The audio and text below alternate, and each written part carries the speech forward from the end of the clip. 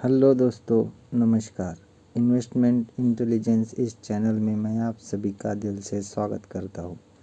और दोस्तों, आज की इस वीडियो में हम लोग बात करने वाले हैं जो कि लेटेस्ट हमें क्या देखने को मिल रहा है दोस्तों, Q4 के जो है रिज़ल्ट्स। तो इस वीडियो में हम लोग जो है Q4 के रिज़ल्ट्स के ही बारे में बात करने वाले हैं।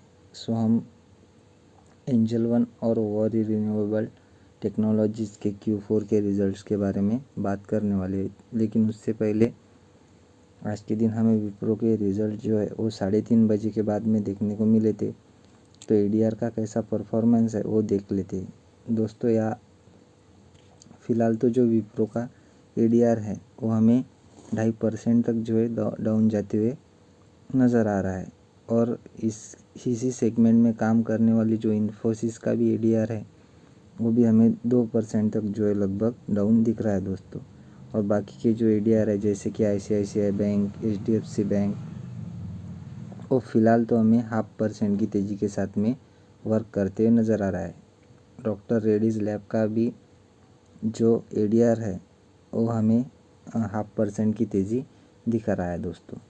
सो चलो फटाफट हम जो है रिज़ल्ट्स को कवर कर लेते हैं। तो सबसे पहले हम कौन सा जो स्टॉक्स है जिसके रिज़ल्ट्स के बारे में बात करने वाले। सो यहाँ पर देखिए दोस्तों, हम जो है एंजल वन की अर्निंग्स के बारे में इसमें बात करेंगे। उसके बाद में वॉरी रिन्यूएबल टेक्नोलॉजी के बारे में बात करेंगे। तो वॉरी रिन्यूएबल टेक्नोलॉजी का जो प्रॉफिट है वो हमें 83% से जो है अब जाते हुए नज़र आया है दोस्तों। सो ये हम जो है डिटेल में जो है कवर कर लेंगे। सो चलिए दोस्तों, रिन्यूएबल टेक्नोलॉजी में काम करने वाली और सोलर रूफटॉप में काम करने वाली वॉरी रिन्यूएबल के साथ में। सो इसके रिजल्ट्स को जो है हम ओपन करके देख लेते हैं दोस्तों। सो हम लोग आ चुके हैं बीएससी की जो ऑफिशियल साइट है उसके ऊपर। यहाँ से हम रिजल्ट्स को जो है ओपन कर लेंगे दोस्तों।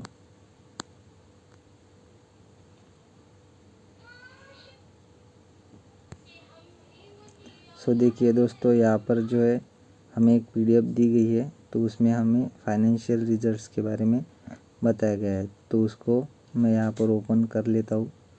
सो देखिए दोस्तों, हम लोग आ चुके हैं कंपनी के जो है ऑडिटेड कंसोलिडेटेड फाइनेंशियल रिजल्ट्स के ऊपर। सो वॉरी रिन्यूएबल टेक्नोलॉजी में हमें अच्छी खासी जो है जंप देखने को मिल रही है। सो ये जो आंकड़े हैं वो हमें फ़िलहाल तो जो है लैक्स में देखने को मिल रहे हैं। सो यहाँ पर देखिए कंपनी का जो टोटल इनकम है वो हमें 48,000 लाख का देखने को मिल रहा है, जो कि पिछले क्वार्टर में था 36,000 लाख। और सेम इसी क्वार्टर में पिछले साल के जो कि था 27,000 लाख का। सो दोस्तों, ईयर ऑन ईयर हमें अच्छी खासी जंप जो है प्रॉफिट में देखने को मिल रही है, जो कि 84% की हमें जंप देखने को मिल रही है दोस्तों।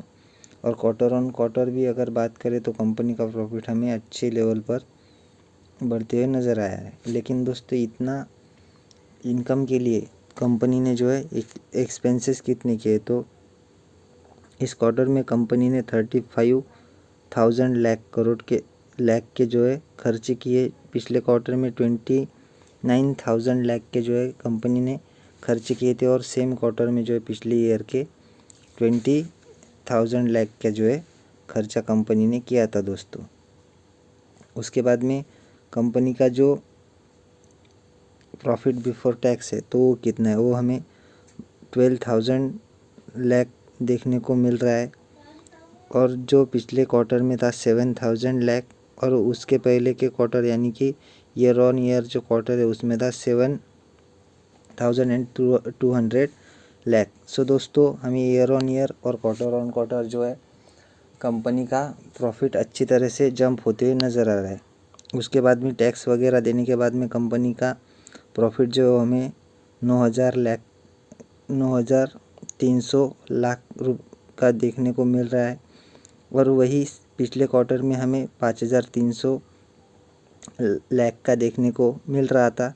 और उसके पहले यानी कि Q4 में पिछले साल के हमें 5,100 लाख का जो है या फिर 5100 हज़ार बोल सकते हैं उसको, तो उतना देखने को मिल रहा था। अगर बात करें हम ईपीएस की, तो दोस्तों फ़िलहाल तो हमें इस क्वार्टर में 9 का ईपीएस देखने को मिल रहा है, जो कि पिछले क्वार्टर में 5 का था, 5.14 का था, और उसके पहले यानी कि सेम ईयर के क्वार्टर में 4.93 यानी कि लगभग 5 के आसपास ही देखने को मिल रहा था दोस्तों। सो ईपीएस में और प्रॉफिट में हमें अच्छी खासी जंप जो है देखने को मिल रही है, और कंपनी ने भी आज लगभग 9% की तेज़ी दिखाई है दोस्तों। तो कल के दिन ये देखना बहुत इम्पोर्टेंट रहेगा कि कंपनी और भी फर्दर जो है तेज़ी कंटिन्यू करती है, या फिर आज के दिन ही जो है कंपनी ने रिज़ल्ट से रिलेटेड जो है अपना रिएक्शन दिखा चुके हैं। तो ये देखना बहुत इम्पोर्टेंट रहेगा दोस्तों। उसके बाद में हम नेक्स्ट कंपनी की अगर बात करें, सो जैसा कि मैंने आपको बता कर रखा था कि नेक्स्ट कंपनी जो है, तो नेक्स्ट कंपनी हम बात करने वाले हैं ब्रोकिंग फर्म में काम करने वाली कंपनी, जो कि है एंजल वन। सो सबसे पहले मैं आपको बता दूं, एंजल वन ने जो है दोस्तों 26 रुपीज़ का जो है डिविडेंड का जो है अनाउंसमेंट कर दिया है। सो दोस्तों ये निवेशकों के लिए एक पैसिव इनकम की तरह जो है डिविडेंड काम करता है। सो ये निवेशकों के लिए एक गुड न्यूज़ देखने को मिल रही है। तो फटाफट इसके रिजल्ट्स को भी कवर कर लेते। सो हम आ चुके बीएससी की ऑफिशियल साइट के ऊपर, और यहाँ पर जाकर हम जो है इनके जो बोर्ड मीटिंग आज के दिन कंडक्ट की गई थी, तो उसकी पीडीएफ को ओपन कर लेते हैं दोस्तों। सो दोस्तों मैंने पीडीएफ को ओपन कर लिया है। थोड़ा सा मैं पीडीएफ को जूम कर लेता हूँ दोस्तों। सो चलिए यहाँ पर देखिए दोस्तों, हमें कंपनी का जो रेवेन्यू है वो मिलियंस में देखने को मिल रहा है।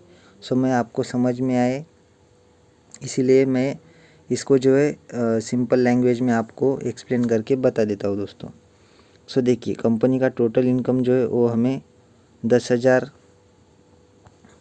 का है, जो है 10,300 का 300 मिलियन का जो है देखने को मिल रहा है, जो कि पिछले क्वार्टर में था 12 यानी कि 12,400 मिलियन का, और सेम क्वार्टर में जो है पिछले साल के था 13,400 मिलियन का। सो दोस्तों जो टोटल इनकम है कंपनी का वो हमें ईयर ऑन ईयर और जो क्वार्टर ऑन क्वार्टर है वो डाउन जाते हुए नज़र आ रहा है। और अगर हम बात करें एक्सपेंसेस की, तो कंपनी के जो एक्सपेंसेस है वो इस क्वार्टर में है दोस्तों 7,900 मिलियन के, और पिछले क्वार्टर में जो कि थे 8,400 मिलियन के, और उसके पहले के जो सेम क्वार्टर है पिछले साल का उसमें था 8,800 मिलियन के। सो दोस्तों कंपनी ने एक्सपेंसेस को जो है थोड़ा बहुत हद तक मैनेज करके रखा है इस क्वार्टर में। तो इससे हम मतलब ये अंदाज़ा लगा सकते हैं कि कंपनी का जो नेट प्रॉफिट है वो पिछले क्वार्टर से हमें एक्सपेंस में कटौती होने के मतलब वजह से थोड़ा बहुत जो है इम्प्रूव होते हुए नज़र आएगा। लेकिन देखते हैं दोस्तों कि कंपनी ने जो प्रॉफिट है वो मतलब कितना कमाया है। सो यहाँ पर देखिए दोस्तों कंपनी का जो नेट प्रॉफिट है वो हमें 1,800 मिलियन का देखने को मिल रहा है, जो कि पिछले क्वार्टर में था 3,000 मिलियन का, और उसके पहले के क्वार्टर में था 3,500 मिलियन का। सो दोस्तों ईयर ऑन ईयर और क्वार्टर ऑन क्वार्टर जो है इस कंपनी के रिजल्ट्स में हमें गिरावट ही देखने को मिल रही है। सो दोस्तों हालांकि कंपनी ने डिविडेंड अनाउंस किया है, लेकिन कंपनी के रिजल्ट्स मेरे हिसाब से तो जो है इतने अच्छे नहीं आए हैं, क्योंकि दोस्तों इसके पीछे का रीज़न आपको पता ही होगा कि कंपनी जो है मार्केट रिलेटेड जो है काम करती है। तो हमारा मार्केट जो है 6 महीने से हमें डाउन ही नज़र आ रहा है। तो इस वजह से भी कंपनी के अर्निंग्स के ऊपर और सेबी के जो रेस्ट्रिक्शंस है उस वजह से भी जो है कंपनी के ऊपर अच्छा खासा जो है प्रेशर बनते हुए नज़र आया है दोस्तों। क्योंकि अभी जो है सेबी ने नए गाइडलाइंस फ्यूचर एंड ऑप्शन से रिलेटेड जो है अनाउंस किए थे, तो इस वजह से जो है अप्रैल के मंथ में हमें वो कंप्लीट लागू होते हुए नज़र आने वाले थे। तो इस वजह से कंपनी का नेट प्रॉफिट हमें गिरते हुए नज़र आया होगा दोस्तों। सो ऐसा तो फ़िलहाल हम अंदाज़ा लगा सकते हैं। और उसके बाद में अगर हम बात करें ईपीएस की, तो कंपनी का ईपीएस भी उसी डायरेक्शन में जाते हुए नज़र आया है, जो कि हमें 19 यानी कि लगभग 20 का देखने को मिल रहा है, जो कि पिछले क्वार्टर में था 33.37 रुपीज़ का।